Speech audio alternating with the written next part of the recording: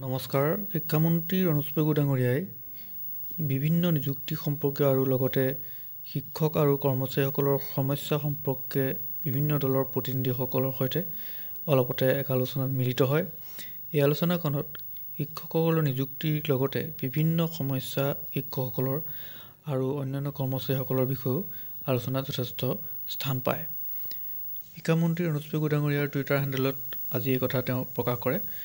তেওঁ উল্লেখ কৰে, আজি জনতা ভৱনত ৰাজ্যৰ শৈক্ষিক ক্ষেত্ৰৰে জড়িত কেইবাটাও সংগঠনৰ প্ৰতিনিধি বৰ্গই মোক সাক্ষাৎ কৰি তেখেতসকলৰ সমস্যা আৰু দাবীসমূহৰ বিষয়ে অৱগত কৰে। ৰাজ্যৰ শিক্ষা ক্ষেত্ৰখনৰ উন্নয়নৰ বাবে আমাৰ প্ৰয়াস অব্যাহত আছে আৰু থাকিব।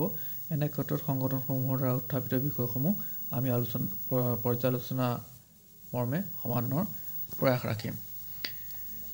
সাক্ষাৎ কৰা সংগঠনসমূহ হৈছে সদৌ অসম উচ্চতৰ মাধ্যমিক শিক্ষক সন্থা, সদৌ অসম মাধ্যমিক বিদ্যালয় কাৰ্যালয় সহায়ক সংস্থা, সদৌ অসম BEd মহাবিদ্যালয়ৰ অধ্যক্ষৰ শিক্ষক সন্থা, সদৌ অসম কম্পিউটাৰ শিক্ষক সন্থা, সদৌ BTR প্ৰাদেশিকত নিম্ন আৰু প্ৰাথমিক শিক্ষক টিউটৰ সন্থা, সদৌ অসম সৰ্বশিক্ষাত কৰ্মৰত শিক্ষক সন্থা আৰু সদৌ অসম প্ৰাথমিক শিক্ষক সন্থা।